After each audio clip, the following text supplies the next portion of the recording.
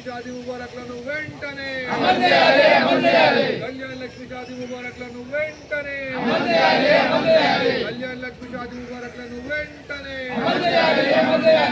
ఈ కాంగ్రెస్ ప్రభుత్వ దొంగ వైఖరి ఈ కాంగ్రెస్ ప్రభుత్వ దొంగ వైఖరి బీఆర్ఎస్ పార్టీ గౌరవ వర్కింగ్ ప్రెసిడెంట్ గారైనటువంటి కేటీఆర్ గారి పిలుపు మేరకు ఈ ప్రభుత్వం దొంగ వైఖరికి నిరసనగా కళ్యాణ లక్ష్మి షాదీ ముబారక్లను ఎట్లాగైతే అమలు పరచకుండా వీళ్ళు నాటకాలు ఆడుతున్నారో విజయ్ గోపాల్ అనే ఒక తెలంగాణ బద్ద వ్యతిరేకి ఆయనతోని హైకోర్టులో కేసు వేయించింది కాంగ్రెస్ పార్టీయే. ఆయన తెలంగాణ ఏర్పాటు కాడి నుంచి ఆయన తెలంగాణ మీద ఏడుస్తూనే ఉన్నాడు.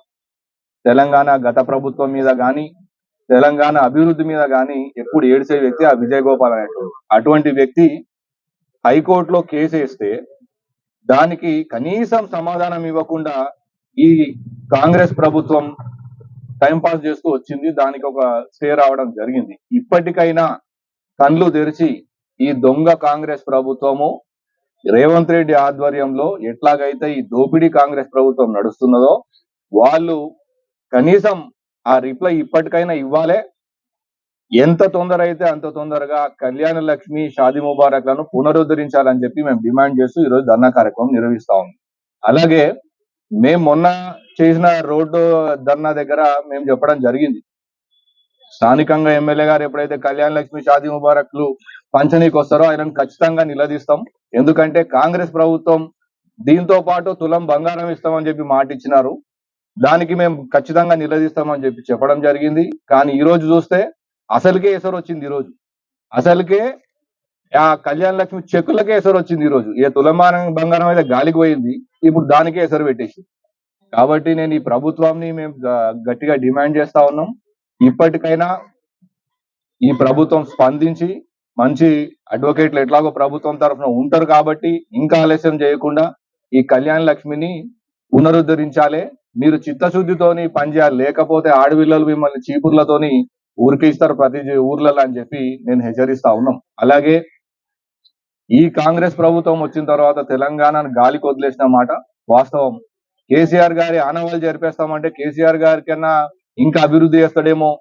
ఆయన 10,000 ఇస్తే వీళ్ళు 20,000 ఇస్తారేమో, ఆయన 1,00,000 ఇస్తే 2 లక్షలు ఇస్తారేమో, నిజంగానే తులం బంగారం ఇస్తారేమో అని చెప్పి పాపం అమాయక తెలంగాణ ప్రజలు వీళ్ళు చేసిన గోబెల్స్ ప్రచారాన్ని నమ్మి ఓట్లు వేయడం జరిగింది. వాళ్ళు ఏం చేస్తున్నారు, ఈ రోజున మొత్తానికే ఎసరు వచ్చేసింది. అక్కడ రైతు బంధు లేదు, రైతు బీమాకి అయితే ఇప్పటివరకు ప్రీమియం కూడా చెల్లించలేరంట. రైతు బీమా అయితే ఖతమైపోయింది. అప్పుడు రైతు చచ్చిపోతే కనీసం వాళ్ళకి కుటుంబాలకి ఆసరాగా ఆ పైసలు వస్తుండే, ఇప్పుడు అది ఆ పరిస్థితి లేదు. మహిళలకు 2,500 అన్నాడు, ఆ మహిళలకు మహిళలకు 2,500 లేదు, అది గాలికి ఇడిచిపెట్టిండు. ప్రతి పెన్షన్ పెంచుతా అని చెప్పిండు, అది గాలికి ఇడిచిపెట్టిండు. ఆ ఉన్న పెన్షన్లే సరిగా దిక్కులేదు. ఇక రోడ్ల పరిస్థితి అయితే అధ్వానం. మా శంకర్పల్లి మండలంలో అయితే మరీ అధ్వానం. కేవలం కేసీఆర్ గారు హయాంలో వేసిన ఈ హైవేలు మాత్రమే కనబడతా ఉన్నాయి మాకు. కానీ ఈ కాంగ్రెస్ ప్రభుత్వం వచ్చి దాదాపుగా ఈ డిసెంబర్ వస్తే 3 సంవత్సరాలు గడుస్తుంది. ఒక్క కొత్త రోడ్డు ఈ మరమ్మతులకు కూడా నోచుకోలేదు మా మన శంకర్పల్లిలో ఉన్న ఈ రోడ్లు. ఈ గ్రామాల కనెక్టివిటీ రోడ్లు అయితే మరీ అధ్వానం. టంగటూరులో మన బీఆర్ఎస్ ప్రభుత్వం ఉన్నప్పుడు ఆ టంగటూరు మోకిల కనెక్టివిటీకి దాని మీద కోట్లు వెచ్చించి బ్రిడ్జ్ నిర్మాణం చేయడం జరిగింది. ఆ బ్రిడ్జ్ నిర్మాణం జరిగిన తర్వాత దానికి కనెక్టివిటీ రోడ్ ఈ రోజు వరకు నోచుకోలే.